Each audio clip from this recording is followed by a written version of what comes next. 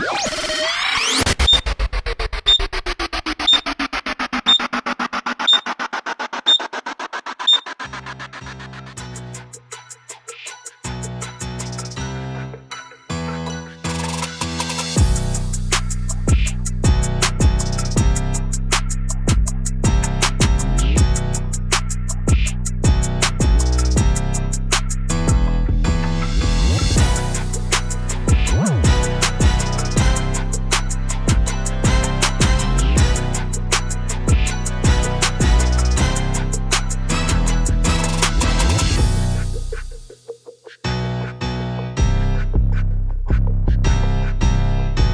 everybody, welcome back to the channel. I feel like it's been a minute. Life got a little, well, it's life, right? So kids started soccer, so that's taken up some time on my weekends and being able to get to this. Been wanting to do this video for a while, kind of held off on it, wanted to spend a little bit of time on the water with these two particular rods before I started comparing them to each other. So with that said, today I want to talk about these two rods right here. So we have the Xtasy, the DRX6101SF. They're Minnow-Shaking rod in the Xtasy line. And then the Kaden 6101SF. So the Kaden line's Minnow-Shaking rod. So I bought these two rods. The first one I bought was the DRX 6101, and the reason for that is that's just my that was my primary rod for minnow shaking.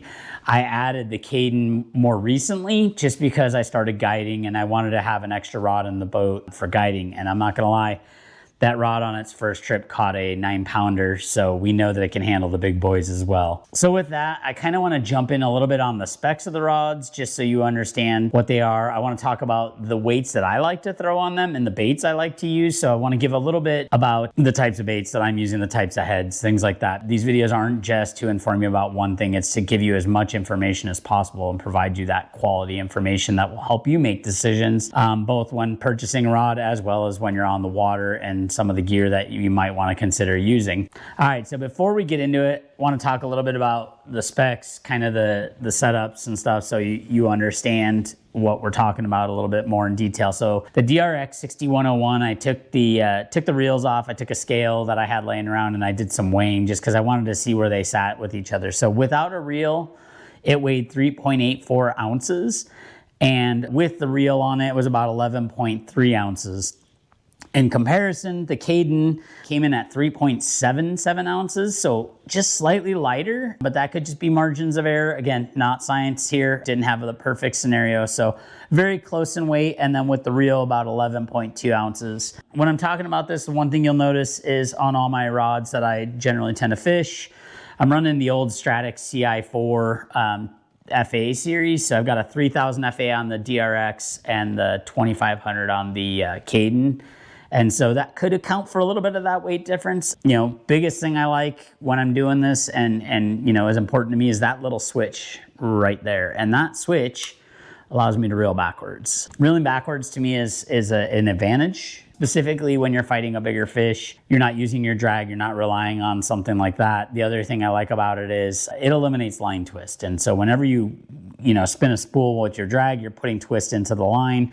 Over time, you end up with a series of line twists that can cause issues in casting and things like that, line management. So that's the reason I go with those reels. In terms of stats, they both have the same stats. So like I said, 6'10", 1 power, 4 to 10 pound test, 1/8 to 3/8 ounce, and they're both light, fast action. In regards to the actual rod action themselves, they're pretty awesome for shaking minnows. I've played with a couple other rods, and I find that when you get a little bit too stiff of a rod, you're popping the bait more than you're kind of like cradling it and allowing it to walk.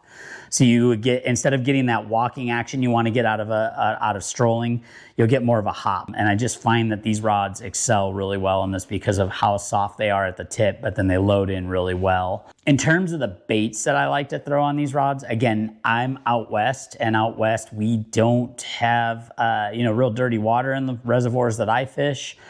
Mostly clear water. A lot of times we're seeing down 20 feet in the water. Light line is important and light baits. So we'll start with the baits. I generally tend to use 3 jig heads on these two rods. The first one is the Angler Tungsten Eclipse jig head, which is a round ball style tungsten jig head. You can see it's got that screw lock. I believe this one has a 2/0 hook in it.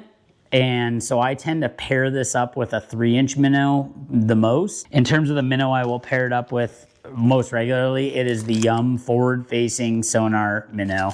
And it's a 3-inch minnow, relatively sleek, gets that good rock when you're strolling with it.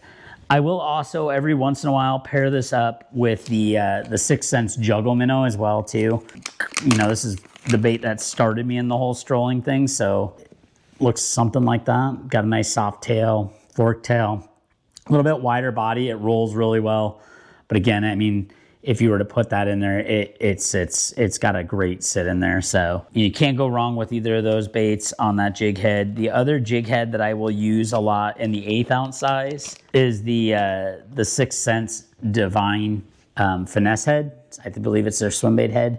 This one has a 1/0 hook. I have the ones with 2/0s as well. This one doesn't have the screw lock keeper, but it holds pretty darn well. I mostly throw that forward-facing minnow on this one, the Yum bait. And then the other jig head that I really like to use a lot is the 3/16.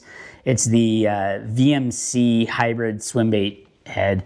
What I like about this, aside from the screw lock, it has that 60-degree line tie, so as opposed to the traditional 90-degree.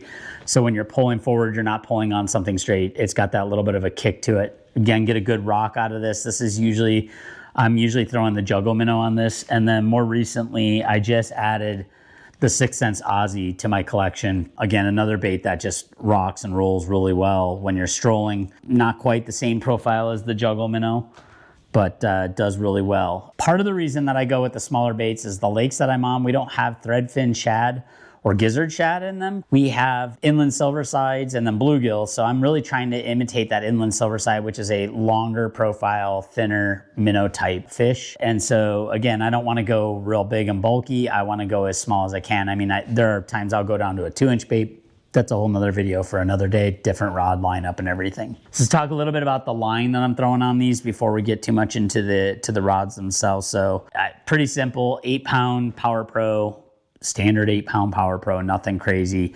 99% of the time I'm throwing a 4-pound fluorocarbon leader. I use P-Line soft fluorocarbon. You can get away with 6-pound test. I just tend to like that 4. Again, clear water. I feel that it gives my baits a better action as well as gets me a little bit more bites. So I would rather sacrifice the potential to lose a fish every once in a while to get a few more bites. And I think that 4-pound test really gives me that advantage. All right, so talk a little bit about the rods. So again, like I said, the rod action on these is incredible. You know, if you've learned one thing from Gary Dobyns, he's very picky about his rods and how they set up. So a lot of knowledge went into the build of this rod, as well as, you know, the care and everything. So the big thing to take away is, you know, when we talked about the weights is, you know, we could probably find lighter weight rods on the market. One of the things that Gary has always been really into is making sure that he builds a balanced rod.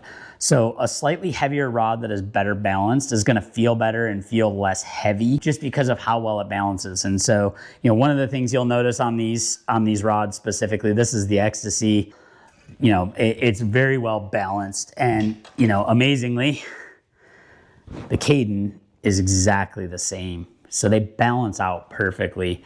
When I'm holding these rods, most of the time you'll notice that, you know, I'll put my pinky, the reel seat between my pinky and my ring finger so that I can have my pointer finger on the blank. And that's just because, you know, one, I want that balance because usually I'm somewhere between 10 and 11 with the rod holding it up and shaking it. So I don't want to wear myself out.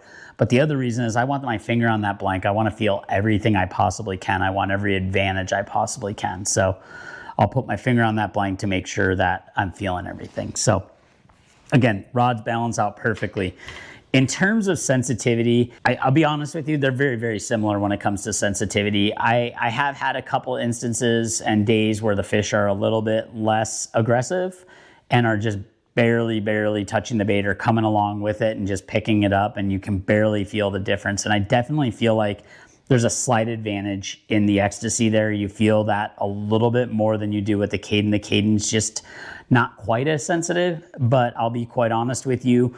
You know, the Xtasy, I want to say, is a $589 rod, and the Kaden is a $189 rod. So we're talking there's a $400 price gap between these two rods. And for the average angler, that Kaden is going to do everything you want it to do. You know, there's other things that come with that. So, you know, the nice thing about the Xtasy, you get better guides. You get the titanium guides, a little bit better cork, a little bit better fit and finish, nicer reel seat, things like that. But if you're looking for just a good quality rod in a budget price range, that Kaden is honestly worth the money 100%. Me personally, I will pick up the Xtasy just because, like I said, it's the rod I primarily choose to throw the minnow on. But I've tested both of them out now, and I can tell you that honestly, unless you're on like a super finicky bite where you can barely feel anything, that Kaden is going to do everything that the Xtasy is going to do for you. So it's really just a preference at that point in time and how much you want to spend on your gear. So you cannot go wrong with either of those rods. Like I said, I kind of held off on this video a little bit longer than I wanted to, but I wanted to spend some time on it. You saw kind of that opening intro sequence, and that's, you know, both of those rods getting put to the test. They both suffice. They both do great things. Like I said, I go up to about 3/16. I think you can get away with about a quarter. I haven't really gone above a quarter with these. Most of the time I'm fishing 3/16 and less. I'm not usually fishing deeper than 40 feet, but I have fished deeper with it, even with the lighter baits to get them down deeper. It's just you got to be more patient. It's a little easier when it's not windy. The only time I really go up beyond that is if I'm fishing stripers specifically. I will go up and wait, and I'm going down, you know, 70, 80 feet. And that's a whole different rod because you start getting up into that 3/8 ounce, and I think you're pushing the limits of these rods. So to me, you know, 1/8 to a quarter is kind of like the sweet spot of this rod. If I were going to go heavier than that, I'd probably pick up a 6102, which is actually on my list of things to add. So who knows, maybe I'll be doing a follow-up video of, you know, 6101 versus 6102 in the near future. So that kind of breaks down the rod. So one of the other things I want to talk about, you know, is StikFish as a company. You know, StikFish, the goal of this was really to just kind of work on angling education, really giving you guys information. So I want to make sure I give you everything that I possibly can when I do these videos. So hopefully you're enjoying them. If you are, it's great if you leave a comment one way or the other. I definitely am always open to feedback. Criticism is only going to help me get better. And every video I make, I'm trying to get a little bit better. Working on the website a little bit. Eventually want to get into, you know, some merchandise at some point in time, which we kind of already started. So with that said, being born out of the West Coast finesse world that I live in, wanted to give a bunch of my buddies a kind of a hard time. And so we recently came up with Friends Don't Let Friends Drop Shot sticker. And I'm going to tell you that this one got some interesting feedback on Facebook. One of the boards, apparently it was offensive to some people. You know, it's supposed to be a joke, and it's just kind of funny. We all kind of talk crap on each other. I have nothing against drop shot, but it is not my favorite technique. So I'm going to give you a hard time if I see you throwing it, just because if you're my friend, that's what we do. We bust each other's chops. So if you're interested in that, you know, my goal is to get them up on the website. You can also email me or message me or leave a comment, and we can get in touch with each other and find a way. Right now, I'm just giving them away. At some point, I will eventually start charging for them, but it's just kind of fun to get the name out there and see where this goes. So, all right, well, let's see. We've covered the rods, we've covered the baits, we've covered kind of the feel of the rods. Like I said, you know, I don't think you're going wrong with either of those. So, appreciate you coming back to the channel. Really excited to continue to make content. So if you aren't already, make sure you go in and hit that like, subscribe, and notification bell. Thanks again for watching. We will catch you on the next one.